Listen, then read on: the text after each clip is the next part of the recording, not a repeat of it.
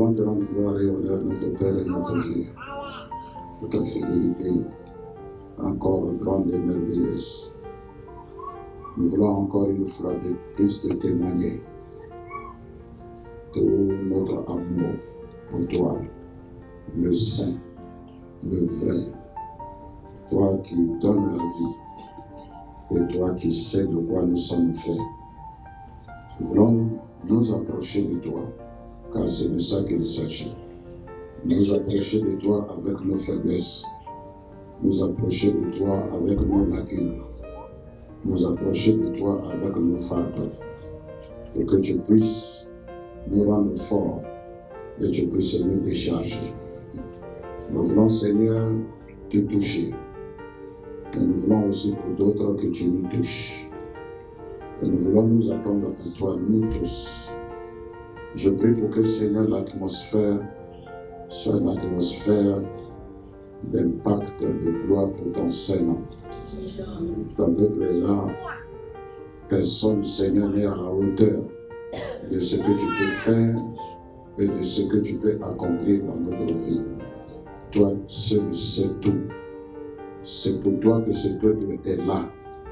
C'est en ton nom qu'ils sont là. Et c'est ton nom qui opère des miracles. C'est ton nom qui fait des merveilles dans notre vie. Nous ne voulons pas passer, Seigneur, ces instants en ce lieu pour rien et repartir rien à la maison. Nous voulons refuser cela. Mais nous voulons, Seigneur, attraper ton pied et te dire, comme Jacob, on ne te laissera pas partir, que tu nous aies bénis en ce lieu. Je bénis ton Saint-Nom, Seigneur.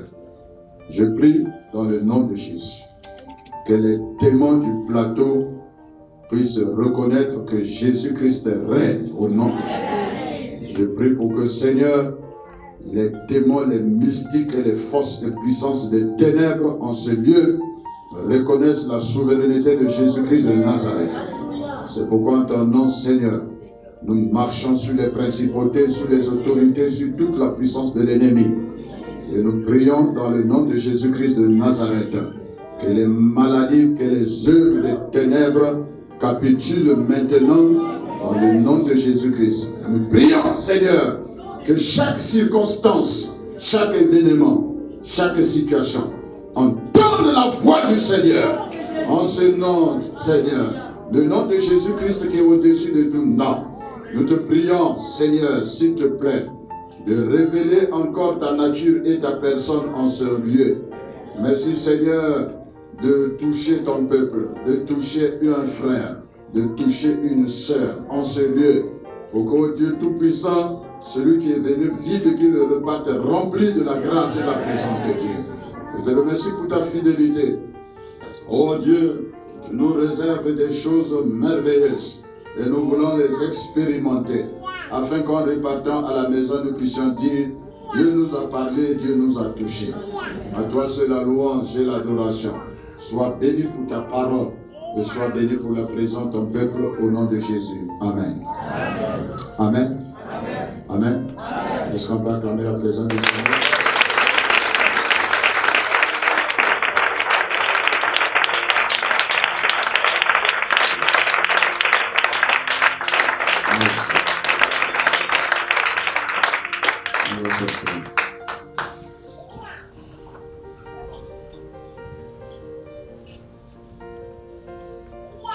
Devant ton trône, tout est possible. Devant ton trône. Le trône de Dieu, bien entendu, tout est possible. C'est la pensée qui m'a été demandée. C'était avec quelques minutes et puis nous allons passer un temps de prière. Qui est prêt pour prier? Amen. Qui est prêt pour prier? Amen. On va mouiller maillot. Vous êtes prêts? Amen. Donc d'ici là, on va se mettre debout et puis on va prier. Parce que c'est pour prier que nous sommes venus. Vous pouvez dire Amen? Amen. Votre Amen, j'espère qu'il n'a pas fort. On peut dire Amen? Amen. n'ayez pas honte. Ici au plateau, c'est pour nous tous. Donc personne ne va venir vous arrêter. On peut dire Amen? Amen. Voilà. Hébreux chapitre 4, verset 13 à 16. Nulle créature n'est cachée devant lui, bien sûr, Dieu, mais tout est à nu et à découvert aux yeux de celui à qui nous devons rendre compte. Dieu sait tout, rien n'est caché. Verset 14. Ainsi, puisque nous avons un grand souverain sacrificateur qui a traversé les cieux, Jésus, le Fils de Dieu, demeurant ferme dans la foi que nous professons. Car nous n'avons pas un souverain sacrificateur qui ne puisse compatir à nos faiblesses. Qui ne puisse quoi? Qui ne puisse quoi? Compatir à nos faiblesses. Au contraire, il a été tenté comme nous en toutes choses, sans commettre de péché. Verset 16. Approchons-nous donc avec assurance du trône de la grâce, afin d'obtenir miséricorde et de trouver grâce pour être secouru dans nos besoins. Je reprends ce verset. Approchons-nous donc avec assurance. Avec quoi? Du trône de la grâce. Du trône de la grâce. Afin d'obtenir quoi? Miséricorde. Et de trouver grâce. Pour être quoi? Secouru. Dans quoi? Nos besoins. Amen. Amen. Amen. Amen. Donc, il y a des expressions qui ressortent ici. Si nous devons nous approcher du trône de la grâce, eh bien, on s'approche du trône de la grâce avec quoi? Avec nos faiblesses. Mais également, on s'approche du trône de la grâce avec nos besoins. Nous avons des faiblesses, mais nous avons aussi des besoins. Mais comment s'approcher avec assurance? Quelle que soit ta faiblesse, tu t'approches. Quels que soient tes besoins, tu t'approches. Dans une attitude de confiance et d'assurance. Parce que celui qui est assis sur le trône, il est capable de nous les alléger. Il est capable, avec nos faiblesses, de nous rendre forts. Mais il est capable également de résoudre le besoin de chacun d'entre nous, quelle que soit la dimension, quel que soit également le problème. Que le nom du Seigneur soit glorifié. Amen. Que le nom du Seigneur soit glorifié. Amen. Lève ta main et dis Seigneur Jésus-Christ. Je bénis ton Saint-Nom. Parce que tu es assis sur ton trône. Et tu règnes. Tu as le contrôle sur chaque situation. Je te bénis Jésus-Christ. Je te rends la gloire. Parce que je sais qu'en ce lieu, je trouverai solution à mes besoins, à mes situations. Seigneur Jésus, je te rends la gloire. Que les démons l'entendent. Que les démons l'entendent. Que les forces des ténèbres l'entendent. Au nom de Jésus-Christ, j'ai pouvoir, j'ai autorité, j'ai la victoire en ton nom. Parce que par le sang, je m'approche du trône de la grâce. Seigneur, sois béni, parce que le ciel est ouvert. Au nom de Jésus, et la gloire te revienne. Merci Seigneur. Amen. L'auteur de l'épître aux Hébreux nous présente Jésus, le souverain sacrificateur. Jésus, le souverain sacrificateur. Et il nous le présente comme étant très élevé, étant dans une dimension de hauteur, d'élévation.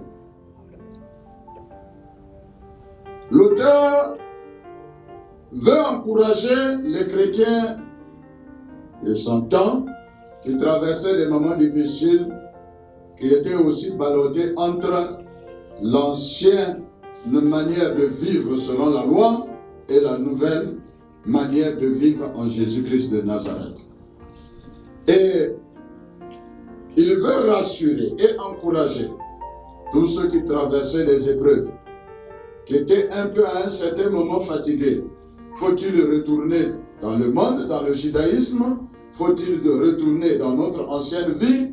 Ou bien il faut continuer la marche chrétienne? Et l'auteur vient donc pour booster la foi de chacun, pour booster la confiance de chacun, pour dire que celui en qui ils ont placé leur confiance, il est le Dieu de toute éternité. Il a traversé les cieux, il est venu vers nous. Il a compris notre nature pécheresse et par son sang, il nous a rachetés et il a fait de nous un peuple acquis par sa grâce et par le moyen de son sacrifice à la croix. Il veut les encourager pour dire, celui en qui vous avez placé votre confiance, il est certain de placer véritablement votre confiance en lui. Que vous n'avez pas mal fait, mais vous avez choisi la bonne part. Vous avez choisi la bonne part. Et donc, votre foi ne repose pas sur des fables, mais votre foi repose sur véritablement un fondement, une base certaine qui peut vous amener à triompher et à vaincre. Et l'auteur veut également relever la marque de la filiation de confiance entre, bien entendu, Jésus en tant que Fils de Dieu et avec son Père, mais également nous qui avons accepté Jésus-Christ, nous sommes par Jésus rattachés à la personne de Dieu. Ainsi, donc, par cette filiation, Père, Fils, et avec Christ, cela donc nous donne le droit de nous approcher avec assurance, comme un enfant qui a des problèmes, qui a des faiblesses, donc, de la manière dont il s'approche de son Père pour demander quelque chose, l'auteur veut nous amener également à comprendre que Dieu, il est notre Père. Il sait de quoi nous sommes faits. Il connaît nos besoins. Donc, dans nos moments difficiles, dans nos désarrois, dans nos faiblesses, nous pouvons également nous approcher de lui. Nous approcher du trône de la grâce par le moyen de son Fils Jésus-Christ. L'auteur nous présente Jésus comme celui qui a été tenté, mais qui a vaincu. La tentation est présente partout. Mais la tentation n'est pas péché. Tu peux être tenté, mais cela ne veut pas dire que tu as péché. Tu peux être tenté. Tu as vu de l'argent, tu es tenté à prendre. Mais aussi longtemps que tu n'as pas pris, tu n'as pas péché. La tentation peut t'amener à convoiter une femme. Mais aussi longtemps que tu n'es pas sorti avec la femme d'autrui, tu n'as pas péché. Mais le moment où tu touches la femme d'autrui qui ne t'appartient pas, là, tu es sous la condamnation. Tu es tombé dans le péché et Dieu va évidemment te sanctionner par rapport à ça. Et la Bible dit que Jésus a été tenté en toutes choses, mais il n'a pas péché. Ce qui revient à dire, ce Jésus-là, en qui nous avons placé notre confiance, qui a été tenté en toutes choses.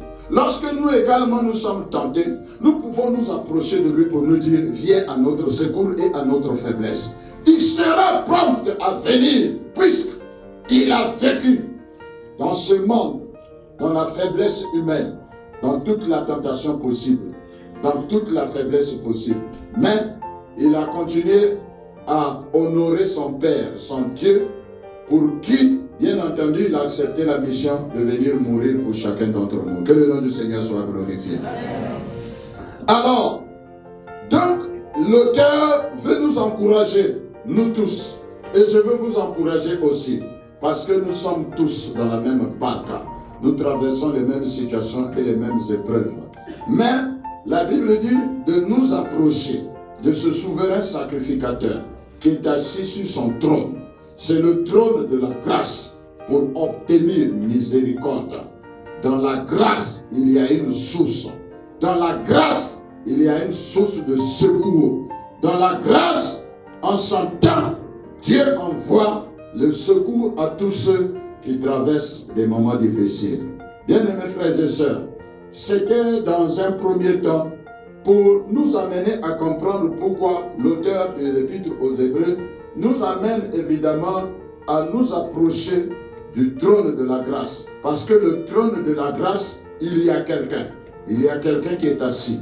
Il y a quelqu'un à un certain moment qui est aussi debout, comme dans le livre des Actes et des Apôtres. Mais de plus en plus, on voit Jésus assis. De moment, il est un peu debout. Sur le trône de la grâce, il est capable de secourir chacun d'entre nous.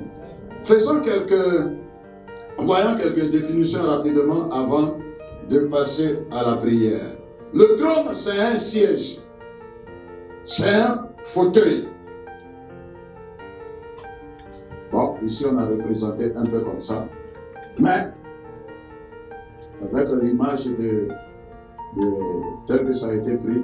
Mais, nous comprenons que le trône, c'est un siège où quelqu'un, un personnage important, est assis. Et ce n'est pas n'importe qui s'assoit sur le trône. Quand on intronise un chef du village, il a des prérogatives. Il a une autorité. Et donc, la manière dont il agit, en Afrique, ici, nous savons, quand un roi est intronisé, il y a non seulement en termes d'habits, mais en termes également de tout ce qui l'entoure, vous savez que c'est le roi. Et tout autour de lui, il y a, on dira dans un certain jargon, il y a certains aura, ce que nous on appelle dans notre jargon biblique une onction. Chez les mystiques, ils appellent ça l'aura. C'est-à-dire, quand on vous regarde, on voit autour de vous quelque chose de particulier qui vous distingue.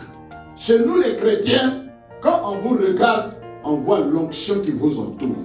Moi, je me rappelle que lorsque je venais à peine de me convertir et je passais le BPC et je ne connaissais pas encore le Seigneur. Je suis parti par le conseil de quelqu'un aller voir un magicien. J'étais au bord de l'eau quelque part. Là, c'est chez moi là-bas à Brazza. On arrivait, je suis rentré chez le monsieur pour qu'il puisse faire médicament pour moi. Donc j'étais assis et puis il m'a regardé. Et il m'a dit, je vois une couronne, un demi-cercle sur toi, une couronne qui brille. En fait, c'est aujourd'hui quand je suis devenu chrétien et puis je suis devenu pasteur que j'ai compris que le gars là, bien qu'il soit mystique, bien qu'il soit bizarre, mais déjà il avait déjà vu ce qui était déjà prédestiné dans ma vie. Alléluia. C'est après que j'ai compris. Et c'est après que j'ai compris que les gens là, ils pactisent avec le diable, mais ils savent qui est qui. Quand on vous regarde, ils savent qu'est-ce qu'il y a sur vous et qu'est-ce qui est déposé sur votre tête.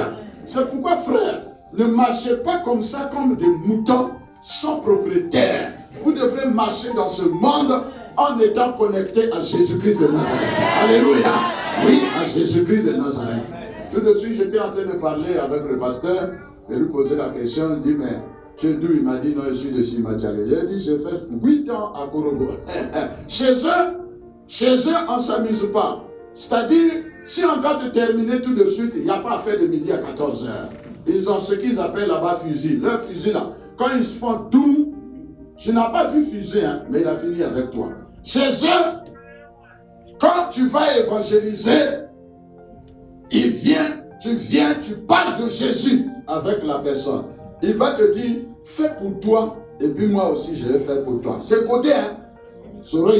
C'est codé. Quand il te dit ça, ça veut dire quoi? Pendant que tu es en train de dire dans ta vie à Jésus, Jésus t'aime. Lui, dans son monde mystique, ils ont ce qu'ils appellent des brindilles. Ils ont ce qu'ils appellent des brindilles comme ça. Donc quand tu es en train d'évangéliser, il prend ces brindilles-là, il fait passer dans ton corps. Il fait passer, ça sort là-bas, il retire.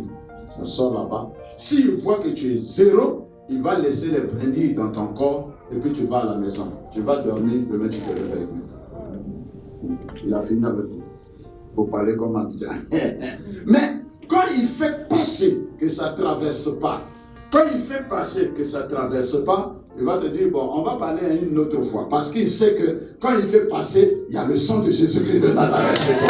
Alléluia! C'est comme ça.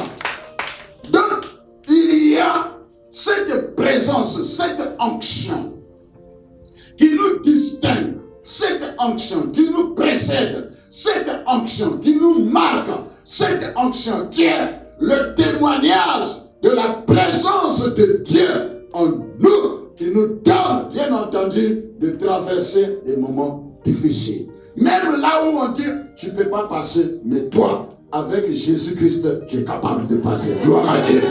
Approchons-nous donc du trône de la grâce. Le trône, c'est un siège. Le trône, c'est un lieu où le roi s'assoit. Nous avons un roi tout-puissant, capable de sauver, de guérir, de transformer nos malheurs en des situations de joie, en des situations d'allégresse. Nous avons un roi. Ce roi-là, il a assis sur son trône. Ce n'est pas un trône humain. Vous savez, frère, on a intronisé des rois dans les villages. On a intronisé des personnes dans des royaumes. Mais, bien-aimés frères et sœurs, ces personnes-là, elles sont mourantes. Mais il y a quelqu'un dont la vie ne finit pas. Dans son trône n'est pas un trône par élection, mais lui-même il est le trône parce que lui-même il incarne le trône et il s'appelle Jésus-Christ de Nazareth. Alléluia! Le trône, c'est donc cet endroit où le souverain il est assis, mais également où on peut obtenir le pardon, où on peut obtenir aussi la faveur. Lorsqu'on s'y approche, ce n'est pas seulement pour obtenir des biens matériels, mais également au trône. On peut attraper quelqu'un dans le village, il a commis adultère. On va l'envoyer chez le roi. Et le roi, il est assis sur son trône. Et on va expliquer, il a fait quoi. Non, il a commis adultère, tout ça. Le roi peut regarder la personne et dire, bon, écoute, peut-être que tu ne savais pas, mais attention, à partir d'aujourd'hui, on te fait grâce. Il faut repartir, mais il ne faut plus connaître le péché. Le trône peut être un endroit où on vient et on obtient le pardon. Je vais inviter quelqu'un ce soir qui est venu. Certainement tu es chargé. Certainement ta vie est chargée. Mais tu veux t'approcher du trône de Dieu. Je vais t'inviter ce soir d'abord à reconnaître que devant le trône, tu peux obtenir le pardon de Dieu. Parce que Jésus-Christ, son sang a coulé pour ton pardon, pour ta vie, afin que tu sois une personne merveilleuse et rayonnante de joie. Amen. La Bible déclare qu'il y a une dame qui avait été surprise en flagrant délit d'adultère. Ils l'ont mené devant Jésus. Ils ont dit, la loi nous ordonne de lapider de telles personnes. Mais toi, que dis-tu? Et celui qui était assis sur le trône, et il a déclaré, la Bible dit, il s'est abaissé pour écrire. Il a relevé la tête, tout le monde a disparu. Il y avait une seule personne qui était là, c'était la femme. Elle était devant le trône en la personne de Jésus-Christ de Nazareth, le roi de gloire. Elle a dit, madame, où sont ceux qui t'accusaient? Il dit, non, il n'y a plus personne. Il dit, bon, ok, moi aussi, je ne te condamne pas. Mais une parole, va et ne pêche pas. Gloire à Dieu, va et ne pêche pas. Frère, si tu es venu changer, moralement, si ta vie t'accuse, si ta marche chrétienne t'accuse quelque part, tu peux obtenir le pardon au trône de la grâce ce soir, au nom de Jésus-Christ. Amen. Amen. Amen. Amen. Amen. Nous comprenons que le trône, c'est un lieu où le roi il est assis. Lorsque nous lisons Ésaïe le chapitre 6 à partir du verset 1, la Bible déclare que après la mort du roi Osias, l'homme de Dieu Ésaïe a vu le Seigneur assis sur son trône et le pan de sa robe remplissait le temple. Il a vu. Entre-temps, parce que quand on lit l'histoire, on sait qu'est-ce qui s'était passé avant que Ésaïe ne puisse voir cette image. Que avant il y avait un roi donc qui a usurpé les fonctions royales, qui n'était pas son travail. Et La Bible déclare, lorsque ce roi est mort, le Seigneur a paru sur sa place royale, sur son trône, et les pans de sa robe, ses bords, ses vêtements remplissaient tout le temps. Frère, quand nous nous approchons du trône de la grâce, il y a quelqu'un qui doit mourir en nous pour que le Seigneur puisse avoir sa pleine totalité de son règne en nous, pour que véritablement le trône puisse être un élément, une approche véritablement de grâce. De grâce. Quelqu'un peut dire amen? Quelqu'un peut dire amen?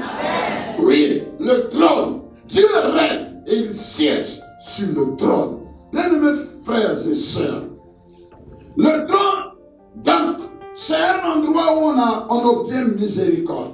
Il y a le jugement, mais il y a également la faveur. Mais c'est là aussi, selon la pensée, devant ton trône, tout doit être possible. Dans tout, il y a tout. Il y a maladie, il y a pauvreté, il y a l'échec. Mais la Bible déclare, tout peut être possible si nous nous approchons du Seigneur. Devant son trône. Amen. Amen. Qui le croit? Amen. Amen. Amen. Amen.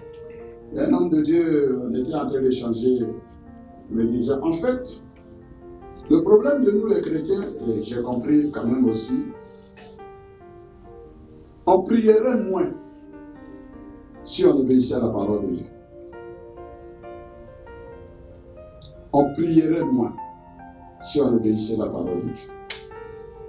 Souvent, on fait beaucoup de bruit dans nos prières. On fait beaucoup de bruit, on prie, on jeûne, on prie, on jeûne.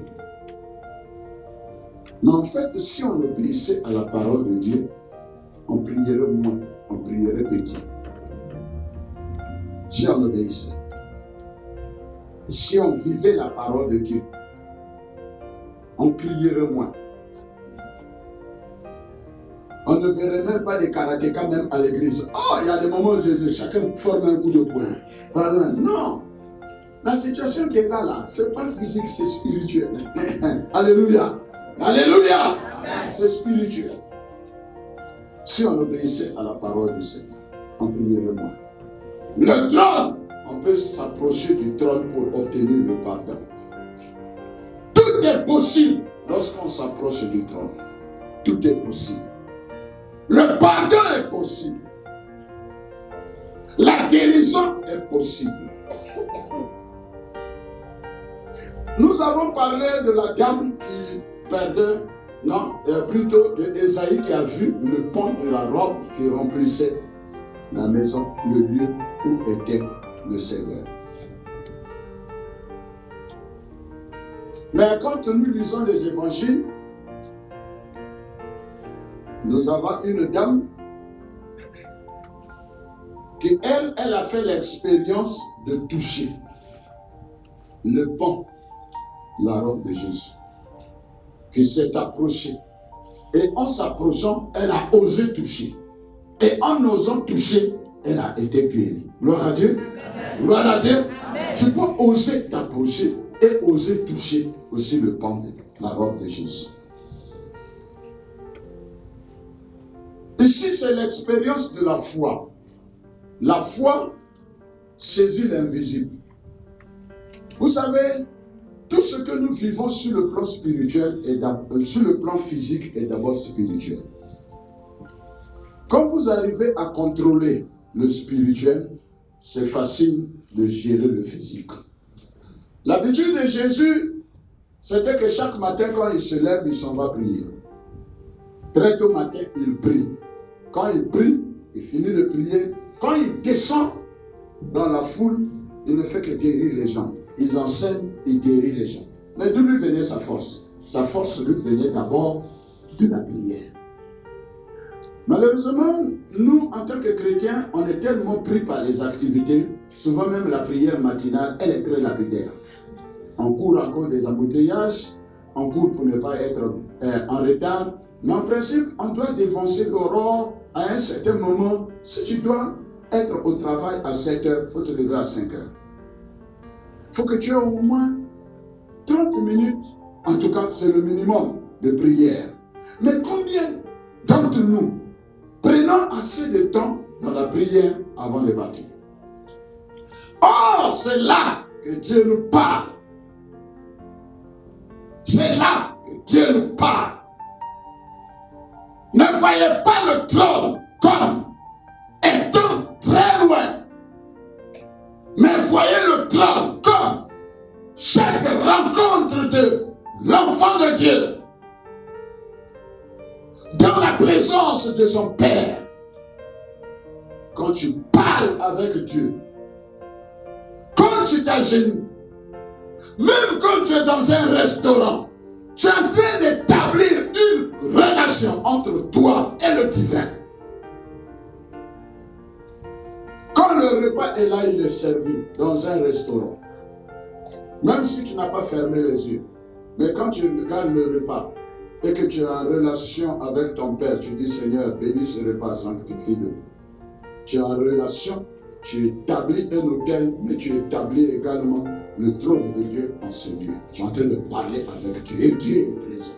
On peut dire Amen? Amen. Et Dieu est présent. Il t'entend. Il t'entend. Le trône de la grâce. Nous pouvons obtenir le pardon et la miséricorde. Tout est possible devant le trône de la grâce.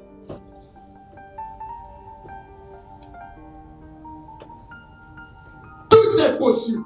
Dans le livre d'Esther, nous lisons au chapitre 5, versets 1 à 2, quand il y a eu une crise importante dans la vie d'Esther, elle est devenue reine, elle vivait bien au palais, même si elle n'avait pas toujours la grâce de voir le roi tous les jours, mais en tout cas, elle était bien traitée. Elle était la reine, elle était à l'aisance et puis tout. Jusqu'à ce que Mardochée vienne l'interpeller. Hé, Esther, attention, vous savez, souvent, parmi nous les chrétiens, il y a des moments où on souffre, on jeûne, on prie. Mais quand on accède à certaines positions, à une certaine richesse, à une certaine aisance, à un certain confort, souvent on oublie beaucoup de choses. Et il nous faut parfois des secousses, des crises pour nous réveiller. Mardochée a dit, attention, ne pense pas que tu sois la seule qui va être épargnée si on décide de tuer tous les Juifs. C'est là. Maintenant, sa conscience va être réveillée. Frère, tout n'est pas démon. Parfois, Dieu utilise des situations dans notre vie pour nous secouer, pour nous réveiller, pour nous ramener à la raison, pour nous réveiller afin que nous puissions prier. Un enfant qui commence à se comporter mal, une crise financière dans la maison, pour nous réveiller, Esther s'est réveillée. Elle a dit, je vais prier. C'est la première fois qu'on voit cette reine, depuis qu'elle a accédé à ce poste en tant que reine, c'est maintenant, on parle d'Esther qui prie. On parle d'Esther qui prie. Avant qu'elle accède là-bas, c'est Mardochée qui a tout arrangé pour elle. C'est Mardochée qui a tout arrangé. Jusqu'à ce qu'elle devienne là où elle est. C'est maintenant qu'elle va apprendre à prier.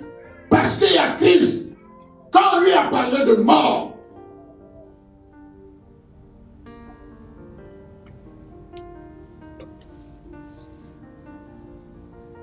il y a un pasteur qui a dit, si vous voulez seulement que les chrétiens prient, c'est pas magique. Mettez seulement, tout le monde paraît être fatigué en train de regarder.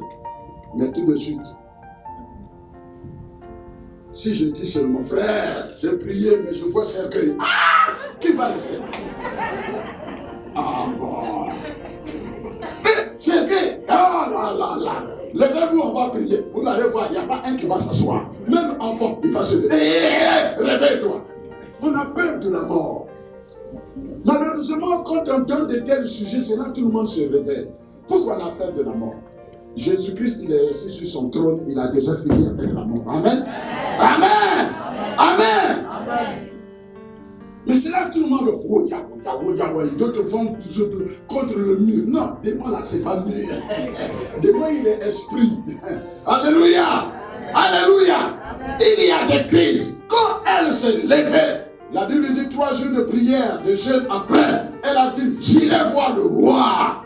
Et quand Esther s'est levée, habillée en habit de reine, j'aime cette partie-là. Esther n'était même pas encore arrivée là où était le roi. La Bible dit, elle était debout dans la cour royale. Alléluia. Alléluia. Elle était debout dans la cour royale. Mais un debout qui déjà préparait un avenir de gloire. Elle était debout. De loin, le roi l'a déjà aperçu. Vous voyez qu'elle est debout. Ce n'est pas elle qui se court pour aller vers le roi. Mais dans la cour royale, elle était debout. Elle a pris déjà le contrôle de la situation. Oh, que les femmes prennent le contrôle de la situation. Que les hommes prennent le contrôle de la situation. Alléluia. Dans la prière. Et la Bible dit que le roi a vu sa femme. Non, en ce jour-là, c'est sûr et certain que le roi a vu la reine pour la première fois quand il a fait le choix. Mais cette fois-ci-là, non, c'était particulier. Parce que l'onction de Dieu était sur Esther. Amen. L'onction de Dieu était sur Esther. Là où elle avait peur, parce qu'elle a dit, après ça, j'entrerai chez le roi. Si je dois mourir, je vais mourir. Si je dois vivre, je vais vivre. Gloire à Dieu. Mes frères, lorsqu'on va avec les intentions de Dieu, avec la grâce de Dieu, la mort se transforme en vie et la peur se transforme en victoire. Amen. Quand elle était debout, la Bible déclare, le roi l'a vue de loin et le roi lui a dit, Reine Esther, alléluia, avance, voici le sceptre. Qu'est-ce que tu veux? Si c'est la moitié du royaume, je te donne la moitié du royaume. Gloire à Dieu. Frère, quand on s'approche du trône de la grâce, dans une attitude de prière, dans une attitude de confiance. C'est pourquoi Hébreu a dit, approchons-nous du trône de la grâce avec quoi? Assurance. Assurance. Elle s'est approchée avec assurance. Et pourtant c'était un roi et un trône païen. Mais elle s'est approchée avec assurance. Oh, je prie que ce soir, tu t'approches avec assurance du trône de la grâce et que tu obtiennes miséricorde au nom de Jésus-Christ. Alléluia. Comment s'y approcher? Bien entendu, avec assurance, mais aussi dans un esprit de sanctification. Dieu, il est notre Dieu. Il est notre Père. Et il attend que nous puissions nous approcher de lui, là où il est assis.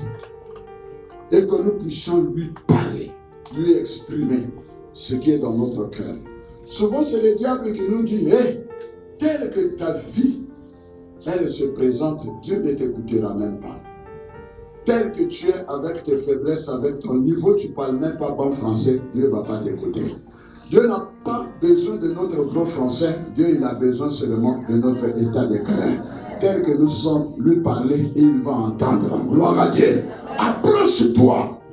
Fais un pas devant le trône de la grâce. Et le Dieu qui est fidèle te laissera repartir avec une joie immense et avec une paix complète qui va te permettre d'affronter les défis futurs avec conviction et avec autorité. Que Dieu te bénisse. Amen. Que Dieu nous bénisse. Amen. Que Dieu nous bénisse. Amen. Nous allons nous tenir debout.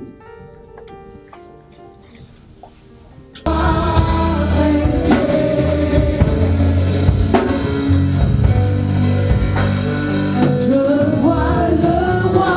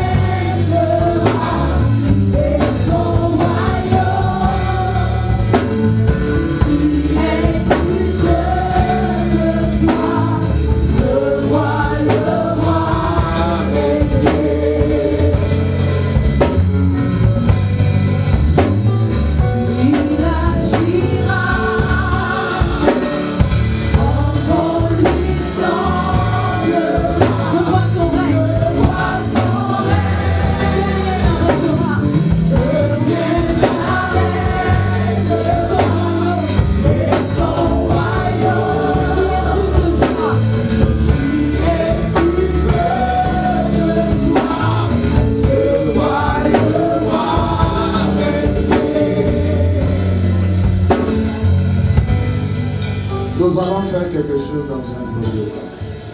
La Bible dit que sans la sanctification, nul ne verra le Seigneur. Sans la sanctification, nul ne verra le Seigneur.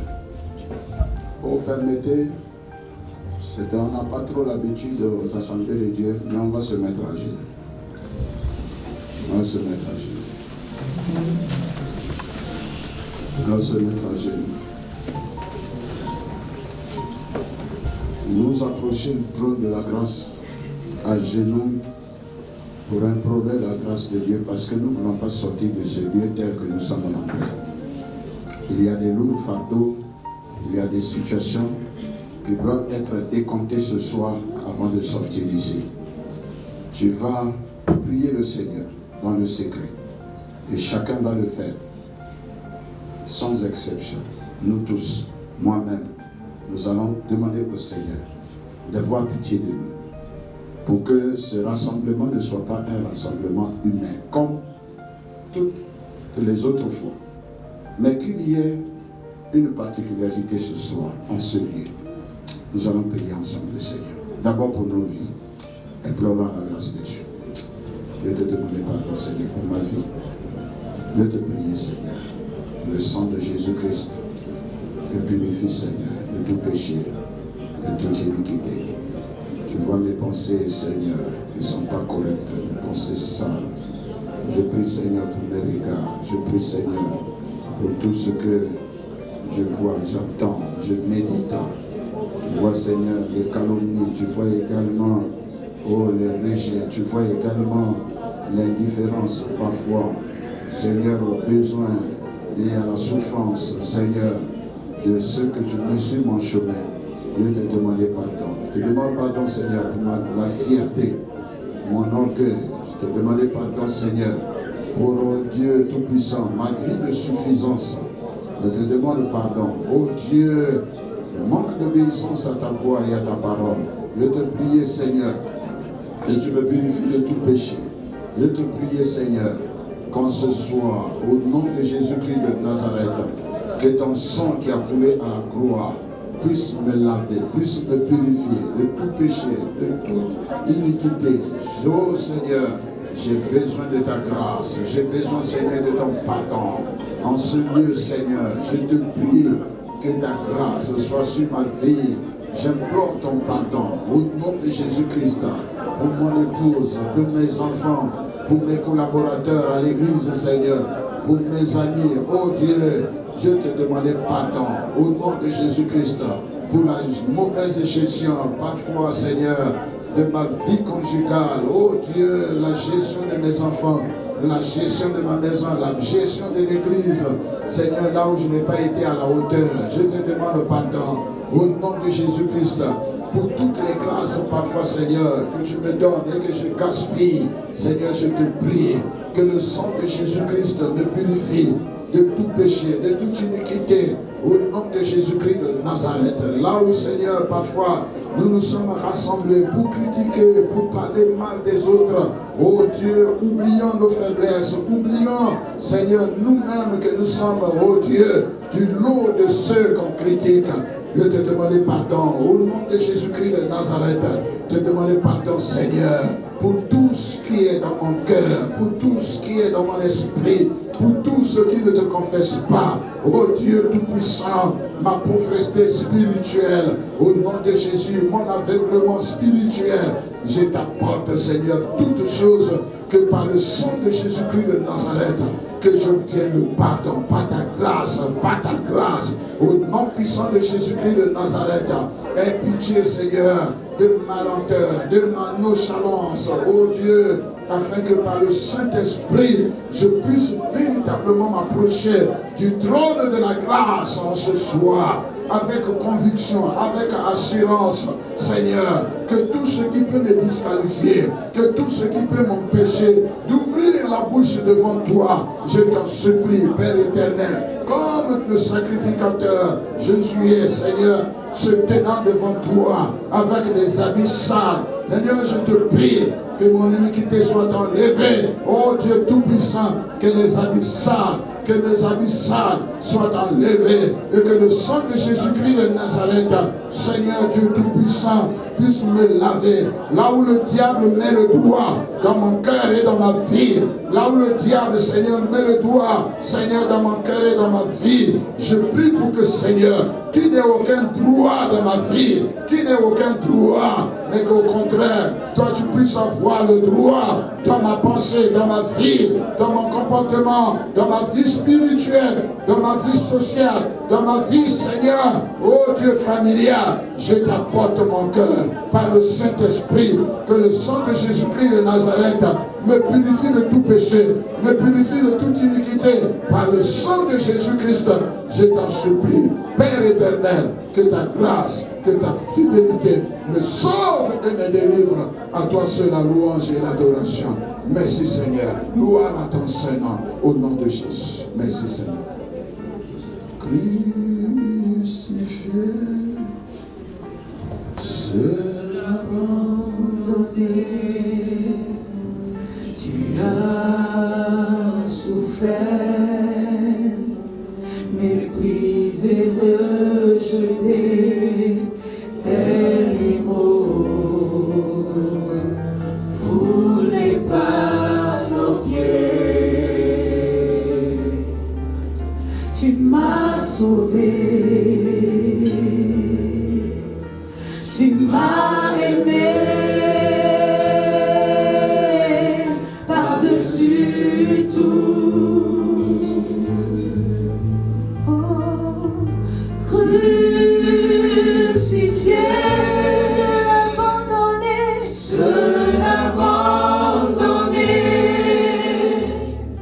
tu as souffert,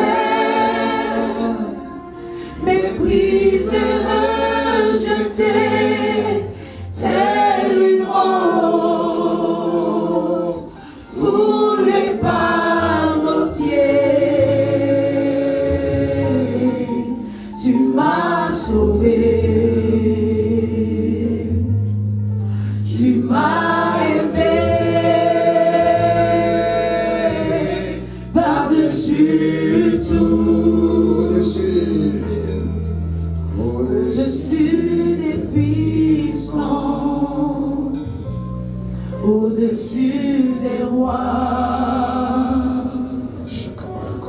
au-dessus de la nature et de la création,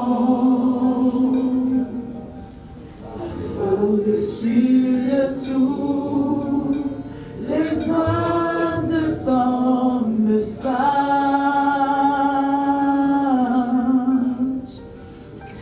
Bien avant le monde, tu existais.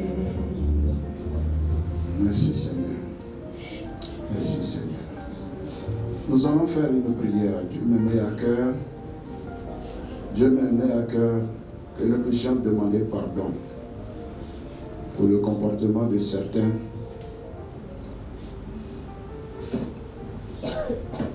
qui ont envoyé une lourdeur dans l'assemblée, supportant ces faiblesses, les faiblesses des autres. Ce cadre est un cadre de bénédiction pour chacun d'entre nous. Et Dieu nous interpelle la responsabilité de chacun d'entre nous de veiller sur la sainteté de ce lieu. De veiller sur la sainteté de ce lieu. De veiller sur la sainteté de ce lieu. Jésus a chassé des commerçants dans l'église, dans le temple, parce que le temple était devenu autre chose. Dieu me met à cœur ce soir pour que nous qui sommes là, nous puissions implorer la grâce de Dieu pour ramener le règne de Dieu dans ce temple et dans cette maison. Si vous êtes d'accord avec moi, nous allons implorer la grâce de Dieu sur cette maison. Parce que notre avenir y dépend. Notre pays y dépend. Notre santé y dépend. Notre vie professionnelle y dépend. Et Dieu ce soir, nous interpelle pour prier, pour demander pardon pour demander pardon. Élevons la voix et prions ensemble le Seigneur. Prie avec conviction, mon frère. Prie avec conviction. Pour notre assemblée en ce lieu où nous sommes. Notre avenir y dépend. Notre pays y dépend. Notre santé y dépend. Notre prospérité y dépend. Et si Dieu parle, c'est qu'il est prêt. Il est prêt à faire quelque chose de particulier. Au nom de Jésus-Christ de Nazareth. Seigneur, je te prie au nom de Jésus. Et je te demande pardon par ta grâce. Voici ta maison. Et tu as dit que ta maison, Seigneur, elle sera une maison de prière pour toutes les nations. Et nous sommes regroupés ici, des nations venant de partout pour t'adorer, pour te célébrer. Seigneur, je veux te demander pardon personnellement. Au nom de Jésus-Christ de Nazareth, m'associant à ton serviteur, prie en ce lieu pour te demander pardon, Seigneur, afin que le sang de Jésus-Christ de Nazareth puisse purifier ce lieu, sanctifier ce lieu. Au nom de Jésus-Christ de Nazareth, je prie que le sang qui a coulé à la croix puisse se déverser encore comme un torrent d'eau en ce lieu, Seigneur, pour que véritablement le Saint-Esprit continue de parler, le Saint-Esprit continue d'agir. Je prie, Père éternel, tout ce qui a attristé l'Esprit de Dieu, tout ce qui a attristé l'Esprit de Dieu, tout ce qui a attristé l'Esprit de Dieu, je te demande pardon, je te demande pardon, je te demande pardon. Au nom de Jésus-Christ de Nazareth, Seigneur Dieu Tout-Puissant, là où nous avons ouvert la porte à l'ennemi, à des comportements, à des œuvres qui ne t'honorent pas, Seigneur, je m'associe à tes serviteurs en ce lieu pour te demander pardon maintenant. Au nom de Jésus-Christ de Nazareth, que ton sang précieux, je te demande pardon pour la jeunesse, je te demande pardon pour les adultes, je te demande pardon pour les femmes, je te demande pardon pour les hommes, je te demande pardon pour nous-mêmes les hommes de Dieu, je te demande pardon pour le conseil, je te demande pardon, Seigneur, pour l'école des dimanches. Oh Dieu Tout-Puissant, que ta grâce et ta paix, au nom de Jésus-Christ de Nazareth, nous purifie et nous sanctifie de tout péché par ta grâce. Oh Dieu Tout-Puissant, je rends honneur et louange à ton Seigneur. Béni soit ton Seigneur pour ta grâce et pour ta fidélité. Oh Dieu, ouvre nos yeux sur la réalité de ta sainteté, sur la réalité de ta pureté, sur la réalité de ta gloire. Au nom de Jésus-Christ de Nazareth, gloire et honneur soit à toi. Nous te bénissons et nous t'exaltons au nom de Jésus-Christ de Nazareth. Merci Seigneur. Merci Seigneur. Merci Seigneur. Amen. Amen. Amen. On va se tenir debout.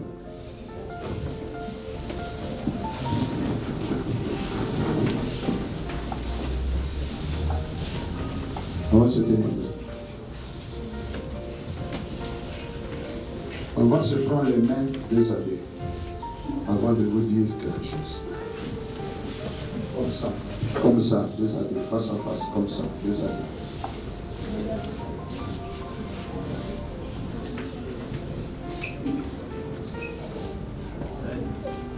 Déshabillé.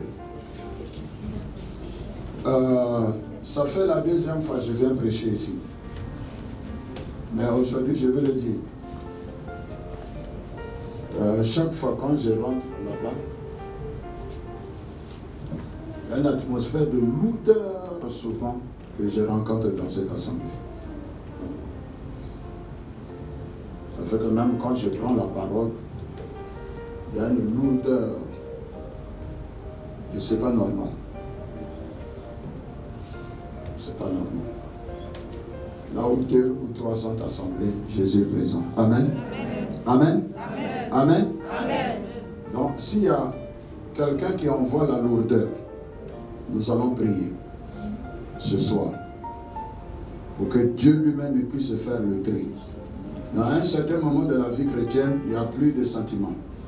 S'il y a quelqu'un qui envoie la lourdeur, Dieu lui-même, il va ôter le méchant du milieu de nous. À moins qu'il se convertisse. Amen. Amen. La deuxième des choses, si c'est une lourdeur de l'extérieur, Dieu va permettre. Et ça, par la présence de chacun d'entre vous, de chacun d'entre nous, il va permettre que ce lieu brille comme jamais. Parce que Dieu, il ne peut pas éteindre la lumière du frère, ma lumière, et puis nous tous, on est dans les ténèbres. Non, jamais. Jamais. La preuve, si je parle, c'est parce que j'ai vu et c'est parce que j'ai ressenti.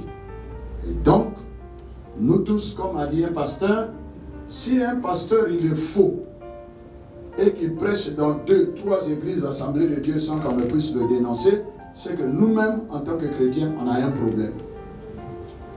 On a un problème. Donc nous allons prier ce soir pour cette assemblée, pour qu'il y ait un réveil puissant pour dégager tout ce qui est des ombres bizarres. Nous allons prier avec conviction au nom de Jésus-Christ. Prions ensemble le Seigneur. Mon frère, je te dis de prier. Il faut prier véritablement. Il faut prier.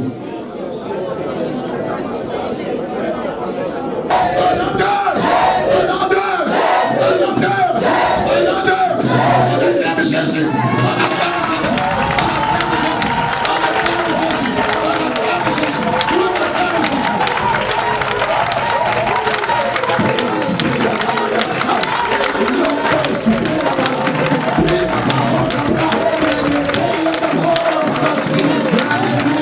Pour le travail.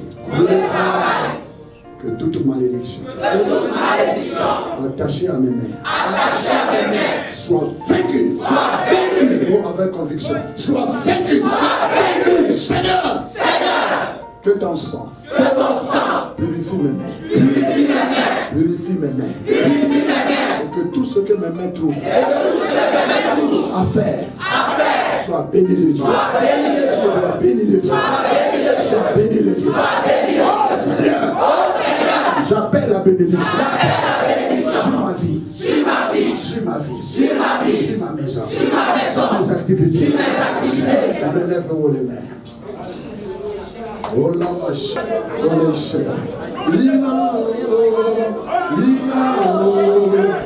condamné de souffrance, il s'est redonné la vie à mon âme. Il a redonné la vie à mon âme. Il a redonné la vie à mon âme. Après tant d'années de souffrance, il s'est redonné la vie à mon âme. Il a après tant d'années de souffrance, il s'est redonné la vie à mon âme.